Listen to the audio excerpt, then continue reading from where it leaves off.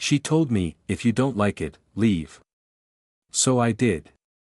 What she didn't expect was who would answer my old phone the next morning, and the truth that followed shattered everything. If you don't like it, leave. She was standing in front of the mirror, curling her hair for ladies' night, music thumping from her phone, lipstick half applied. The words landed like a challenge she didn't expect me to accept. We'd been together long enough that ultimatums had become background noise, sharp, but familiar. This one felt different. I watched her reflection instead of her face. The way she tilted her chin, the way she smiled at herself, not at me. The room smelled like perfume and heat from the curling iron. My jacket was already on, keys heavy in my pocket. Okay, I said. She laughed. Not cruel. Not kind. Just certain I wouldn't actually do it. I picked up my old phone from the nightstand, the one I'd stopped using but never wiped. Old photos. Old messages. Old habits. I didn't even know why I grabbed it. Muscle memory, maybe. Or instinct. She didn't turn around when I walked out. That was the moment something snapped. Not loudly. Not dramatically. Quietly. Like a thread finally giving up. I drove with no destination, city lights blurring past the windshield. Every song on the radio sounded like it was mocking me. I kept replaying her words, the way she said them like I was a piece of furniture she could rearrange or replace. By midnight, I was sitting at a late-night diner, coffee gone cold, staring at my phone. Messages from her finally started coming in. Where are you? I didn't mean it like that. I didn't answer. Instead, I opened a dating app one hadn't touched in years. I told myself it was just to prove something. To myself. To the universe. To that version of me that had gotten comfortable being disrespected. That's when I matched with her. She didn't start with a pickup line. Just a simple, rough night. I laughed out loud. We talked until the waitress refilled my cup for the third time. No pressure. No games. She asked questions, and actually waited for the answers. When I told her I'd just walked out of a long relationship, she didn't rush to fill the silence with advice. She let it sit. By the time I got home, the apartment felt wrong. Too quiet. Too familiar. I slept on the couch with my phone face down, buzzing every few minutes. The next morning, sunlight cut through the blinds like it was trying to expose something. I woke up to an empty apartment. She must have come home late and left early. Typical. My old phone was missing. I stood there, heart thudding, scanning the room. Then it buzzed, my new phone this time. A message from an unknown number. Hey. This is awkward. I think I just answered the wrong phone. My stomach dropped. Another message followed. I'm the girl from the diner chat. Your ex. Answered when I called this morning. I sat down hard. She'd taken my old phone. According to her, my ex had answered sweetly at first. Confused. Curious. Then the question started. Who is this? Why are you calling him? When my new girlfriend, still strange to even think of her that way, explained calmly that we'd been talking and she wanted to meet for breakfast, the tone changed. Fast. There was silence. Then a sharp, he's not single. That's when the truth came out. He told me you said to leave, she replied. So he did. Another pause. Then the call ended. I didn't feel guilty. I felt free. For the first time in years, I wasn't scrambling to explain myself. I wasn't apologizing for having boundaries.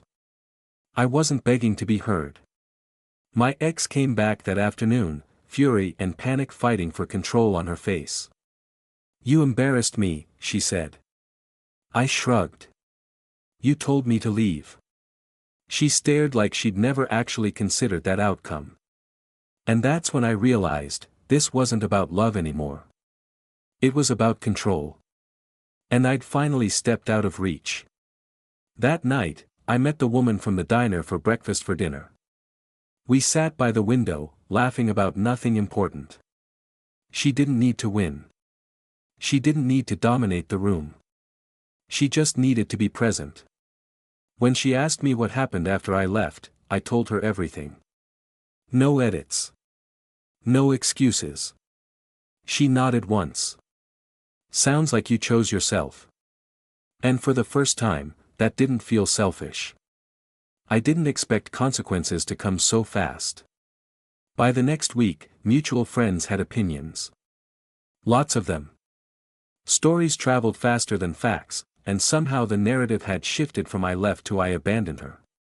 I didn't correct anyone. Silence has a way of letting the truth breathe. My ex tried calling from different numbers. Emails followed. Long ones. Emotional ones. Then angry ones. Each message swung between nostalgia and accusation like a pendulum. You threw everything away for a stranger. No. I walked away because staying had cost me more. The new woman, my woman, noticed the way I flinched when my phone lit up. She didn't push. Just slid her hand into mine one night and said, "You don't owe anyone access to you." That sentence rewired something in my brain. We took things slow. On purpose. No rushed labels. No pretending the past didn't exist.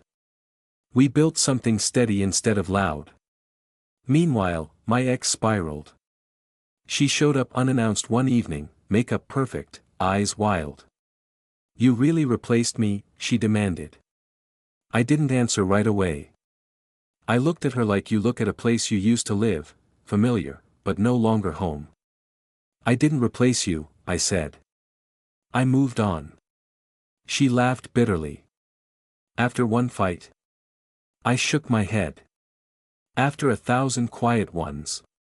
The final blow came when she admitted something she never meant to. "I didn't think you'd actually leave," she said. "You never do." There it was. The truth stripped bare.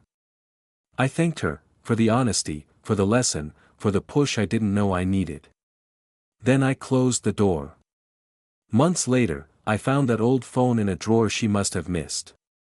I powered it on, scrolling through a version of myself that felt distant.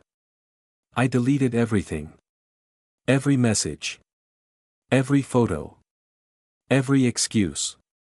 Because the morning my new girlfriend answered that phone wasn't an accident. It was a line. And crossing it changed everything. If you don't like it, leave. Sometimes, the best advice comes from someone who never expected you to listen. And yes, watching her shock, realizing I actually meant it. Worth every second. I thought the story was over. That's the funny thing about peace, you start believing the silence means the storm has passed. It hadn't. 3 months after I deleted everything on that old phone, my new life felt stable. Predictable in the best way. Mornings were quiet. Evenings were warm. No walking on eggshells. No rehearsing conversations in my head before speaking. Then my phone rang. An unfamiliar number. I almost ignored it. Something told me not to. "Hey," she said. I knew the voice instantly. Not angry. Not dramatic. Calm in a way I'd never heard before. "I won't take long," my ex continued. I owe you the truth." I didn't respond. I didn't hang up either. She took my silence as permission. "I was cheating," she said. "Not physically. Not at first. But emotionally. For a long time." There it was. The thing my gut had been screaming while my brain kept negotiating. She told me about the coworker. The late nights. The innocent texts. How she liked the attention. How it made her feel powerful knowing she had options. "And when I told you to leave," she added quietly. I thought you were bluffing. Because I already had a backup. My chest felt tight, not with heartbreak, but clarity. I didn't call to get you back, she said quickly. I know you're happy. I saw it online. You look lighter. She laughed once. Hollow. I just didn't want you thinking you weren't enough. You were. You always were. I just didn't want to lose control. Control. The word that finally tied everything together. She waited for forgiveness. I didn't give it. Not because I was bitter, but because I didn't need to. Thank you for telling me, I said. And I meant it. Then I hung up. That night, I told my girlfriend everything. Every word. Every detail. No secrets. She listened, eyes steady, then surprised me. I figured, she said. I blinked. You did? She nodded. People who try that hard to keep control are usually hiding something. She smiled softly. The difference is, you walked away before it broke you. That's when it hit me. The real twist wasn't the cheating. It wasn't the phone call. It wasn't even her admitting the truth. The real twist was this. She didn't lose me when I left that night. She lost me the moment she believed I never would. And answering that old phone. It wasn't revenge. It was proof. Proof that choosing yourself doesn't always look loud or dramatic. Sometimes it looks like walking out quietly, and never needing to walk back in. If you're waiting for permission to leave, take this as it. Because the shock on their face when you finally do, still worth every second.